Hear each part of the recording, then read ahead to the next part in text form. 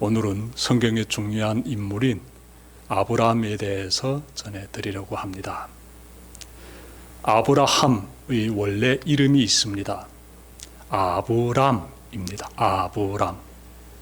아브람이라는 이름 속에는 고귀한 아버지라는 의미가 담겨 있습니다. 아브람, 이 이름을 하나님께서 아브라함으로 개명시켜 주십니다. 아브라함이라는 이름 속에는 많은 무리의 아버지라는 의미가 담겨 있습니다. 오늘 본문을 보시면 아브라함의 그 이름이 개명되기 전, 즉 아브람이라는 이 이름이 등장하고 있습니다. 그래서 아브라함이 아닌 아브람이라는 이름을 사용하고 있기 때문에 오늘 설교에서는 제가 아브람이라는 이름을 부르도록 하겠습니다.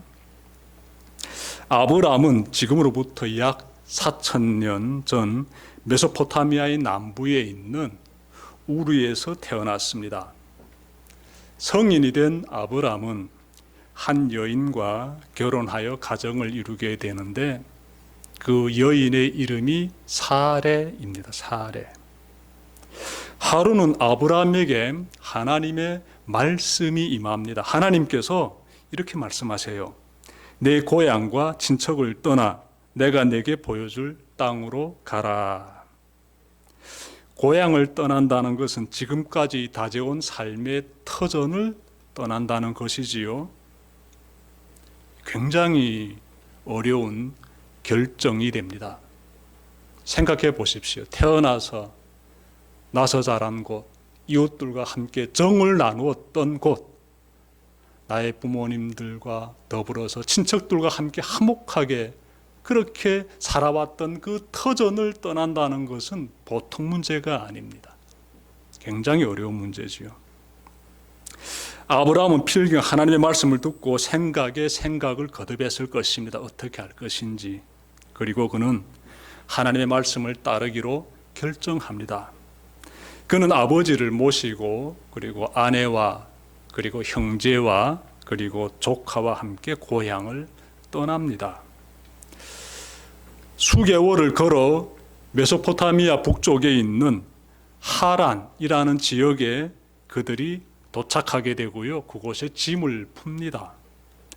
아마 이곳이 하나님이 지시하신 곳이다라고 여겼던 것 같습니다. 그러던 어느 날 아브람에게 하나님께서 다시 찾아오셔서 이렇게 말씀하십니다. 오늘 본문의 1절인데요. 너는 너의 고향과 친척과 아버지의 집을 떠나 내가 내게 보여줄 땅으로 가라. 하나님께서 두 번째로 아브라함에게 하시는 말씀 보니까 또 떠나라는 거예요. 하나님은 아브라함에게 하란을 떠나 내가 내게 보여줄 땅으로 가라 이렇게 말씀하십니다. 아브라함은 하나님의 말씀에 다시금 순종합니다. 이번에는 그는요 아내와 그리고 조카와 그리고 집에 있는 종들과 함께 길을 떠납니다. 그의 아버지 데라는 이미 하란에서 숨을 거뒀습니다.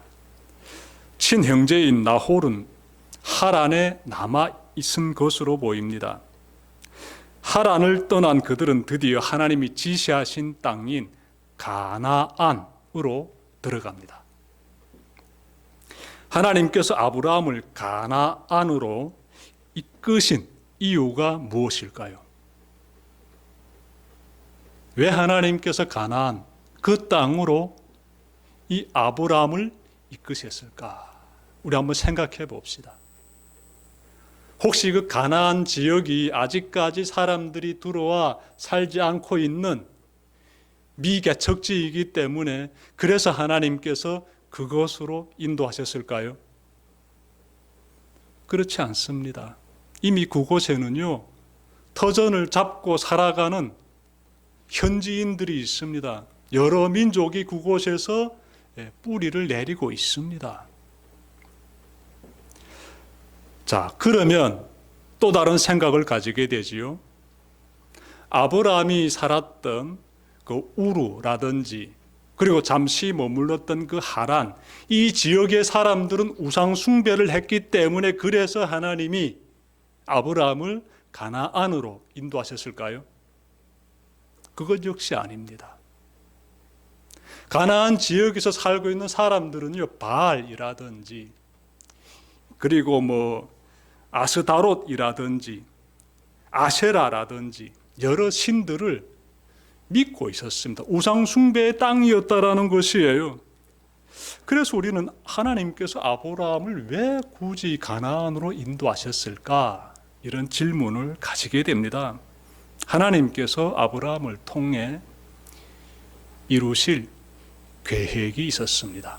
바로 그 땅에서, 그 가나안 땅에서 하나님께서 이루고자 하시는 계획이 있었다는 것이에요. 하나님의 계획은 두 가지입니다. 첫 번째 계획은 아브라함을 통해 새로운 민족을 만들려고 하십니다. 새로운 민족. 2절 앞부분 보시게 되면 하나님이 이렇게 말씀하십니다. 내가 너로 큰 민족을 이루고. 하나님의 약속의 말씀이지요. 하나님은 아브라함을 통해 새로운 민족을 탄생시키려고 하십니다. 하나님께서 아브라함을 통해 이 민족을 세우려고 하시는데, 하나의 민족을 만들려고 하시는데, 그러면 아브라함에게 많은 이런 자녀들이 있어야 하지 않을까요?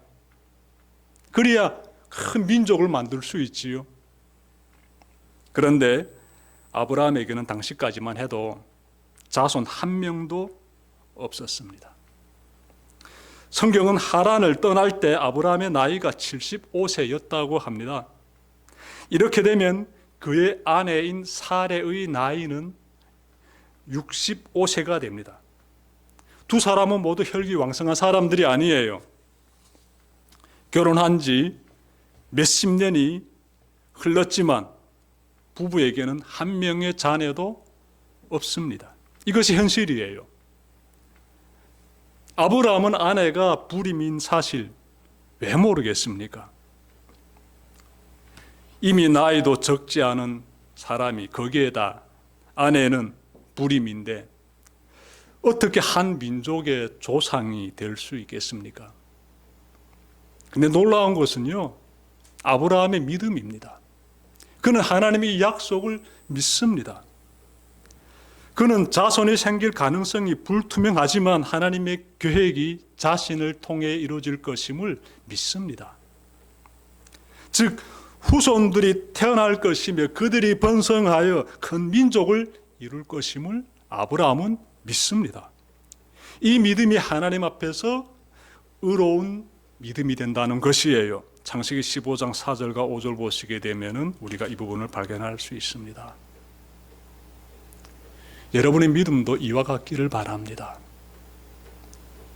세상의 방식으로는 이루어질 수 없는 일인데 하나님께서 약속하시기 때문에 이루어질 것입니다라는 그 믿음 여러분들도 꼭 지니시길 바랍니다. 그 믿음이 하나님 보시기에 의로운 믿음이에요. 의로운 믿음. 정말 멋있는 믿음이지요. 이스라엘 민족의 역사를 보면 아브라함은 100세가 되어서야 아들을 품에 안게 됩니다. 그리고 그 아들이 성장하여 또 결혼하게 되고 그리고 두 아들을 낳게 돼요. 이렇게 아브라함의 자손들이 번성하여 나중에 이스라엘 민족이 됩니다. 하나의 민족이 탄생하게 됩니다. 아브라함을 통해 하나님의 계획이 이루어지는 과정을 우리가 좀 더 자세히 보기 위해서는 하나님의 두 번째 계획에 대해서 살펴봐야 합니다. 하나님의 두 번째 계획은 아브라함을 통해 모든 민족이 복을 받는 것입니다. 여러분, 제가 2절 하반절과 3절 말씀 받드리겠습니다. 내가 복을 주어 내게 복을 주어 내 이름을 창대하게 하리니 너는 복이 될지라. 너를 축복하는 자에게는 내가 복을 내리고 너를 저주하는 자에게는 내가 저주하리니 땅의 모든 족속이 너로 말미암아 복을 얻을 것이라. 네, 하나님 말씀입니다. 하나님은 아브라함을 통해 모든 민족이 복을 받기를 원하십니다. 하나님의 계획이에요. 얼마나 감사합니까? 아브라함 하나님의 계획을 잘 깨달았으며 자신을 통해 이 일이 이루어질 것임을 확신했습니다. 그의 믿음을 잘 보여주는 사건이 있습니다. 아브라함의 조카 롯이 이 사람이 소돔 땅에 머물다가 큰 재난을 겪게 됩니다. 이 시날 왕이 여러 나라 왕들과 함께 힘을 합쳐가지고 이 소돔을 공격하게 되는데, 그때 이 아브라함의 조카 롯이 소돔 땅에서 머물다가 포로가 되어버립니다. 아브라함은 조카를 구하기 위해서 싸움에 나서게 되는데 크게 승리합니다. 이 시날 왕을 비롯해서 연합군을 다 물리쳐요. 대승을 거두고 돌아옵니다. 자, 이렇게 되자 소돔 왕이 아브라함에게 이렇게 말합니다. 당신이 승리를 거두어서 정말 이룩한 그 모든 전리품을 다 가지세요라고 말합니다. 그 전리품을 다 가지라고. 그러자 아브라함이요, 소돔 왕에게 이렇게 말합니다.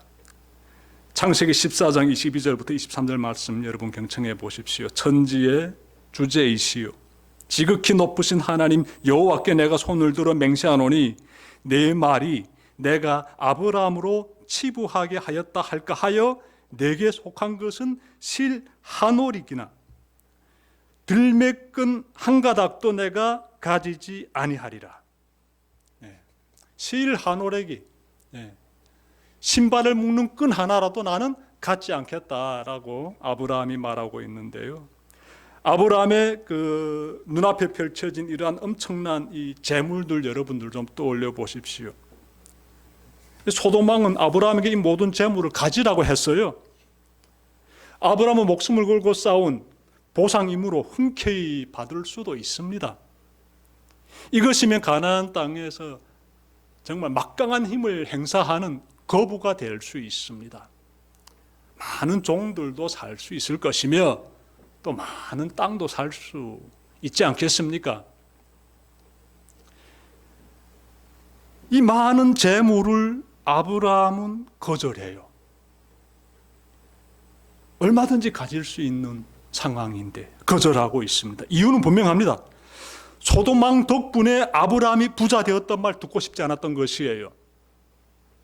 그는 하나님이 나를 부욕해 주실 것이며 나를 통해 모든 민족에게 복이 흘러가게 될 것임을 믿었기 때문에 눈앞의 재물을 거절하는 것입니다. 여러분도 이렇게 할 수 있겠습니까? 당당하게 가져갈 수 있는 세상의 큰 재물을 포기하고 하나님의 약속을 붙잡을 수 있습니까? 만만치 않지요. 만만치 않습니다. 믿음이라는 것이 바로 이런 것입니다. 여러분, 성경은 가장 앞부분에 있는, 그렇죠? 창세기는 성경의 가장 앞부분에 있지요. 성경 가장 앞부분에 있는 이 창세기에서 지금 어떤 말씀하고 있습니까? 창세기에서 하나님이냐 재물이냐 선택해라, 이 말씀하고 있지 않습니까? 두 갈래 길이 있는데 한 길을 선택해라. 양쪽 길은 다 갈 수 없다. 양다리 칠 수는 없다. 제가 수없이 여러분들에게 전하고 있는 메시지가 되겠습니다. 하나님과 재물, 그 사이에서 꼭 선택하십시오. 하나님을 선택하는 그 길이 참 믿음을 지키는 길입니다. 아브라함이 지금 그 모습을 보여주고 있어요. 아브라함이 세상의 재물 붙잡지 않습니다. 나를 통해 이루실 하나님의 약속을 붙잡습니다. 귀한 믿음이에요. 귀한 믿음이에요. 아브라함이 하나님이 원하시는 그 믿음을 선택한 결과 어떻게 되었습니까? 여러분, 오늘날까지도 그는 모든 민족에게 하나님의 복을 전하는 통로이자 믿음의 조상으로 높이 세워져 있습니다. 하나님의 쓰임받는 아브라함을 보며 우리가 한 가지 깨달아야 하는 것 있습니다. 그것은 하나님의 쓰임을 받는 사람은 고난의 여정을 겪는다는 것이에요. 이 고난의 과정을 통과해야만 합니다. 아브라함의 고난은요, 어디에서 시작이 되었습니까? 아브라함의 삶이 순탄했다고요? 천만의 말씀. 고난의 연속이에요. 쉽지 않습니다. 그는 고향을 떠나면서부터 고난의 길을 걸어가게 돼요.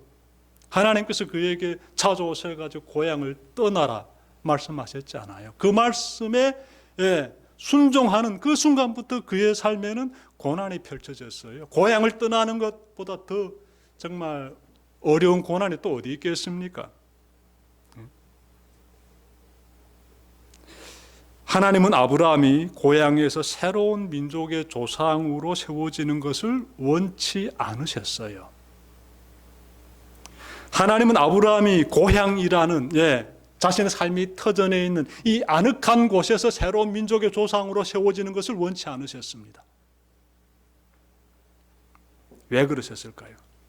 하나님은 이 고난을 통해서 아브라함이 하나님이 원하시는 그러한 민족의 조상으로 세워지기를 원하셨던 것이에요. 하나님은 아브라함을 고난이 기다리고 있는 낯선 땅으로 이주시켜 단련시키는 가운데서 큰 민족의 조상으로 세우기를 원하셨습니다. 하나님의 뜻이에요.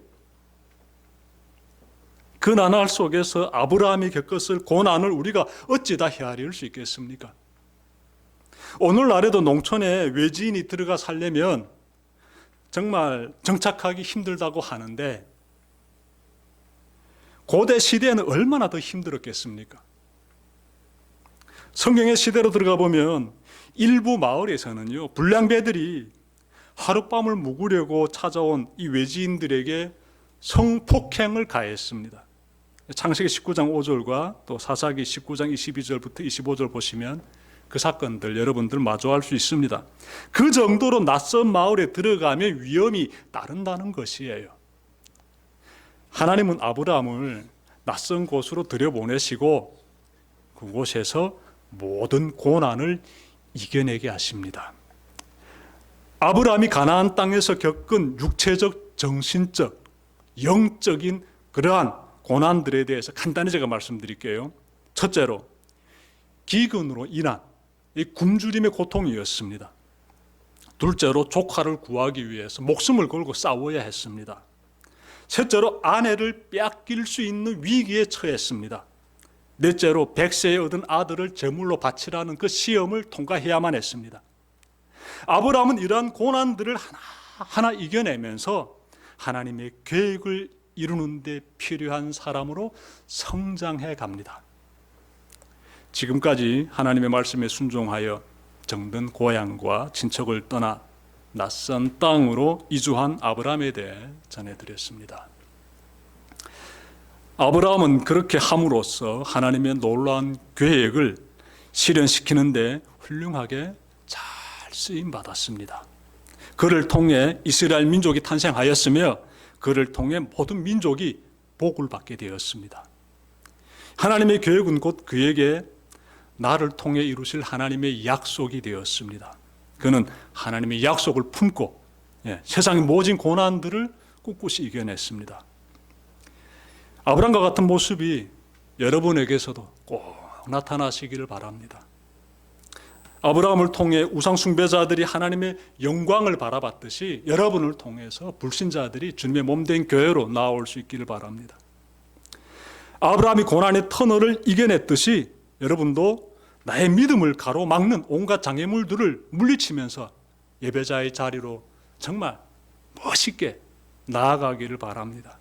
하나님의 크신 은혜가 믿음의 길을 걸어가는 여러분들의 삶 가운데 늘 함께 하시기를 주님의 이름으로 축원합니다. 기도드립시다.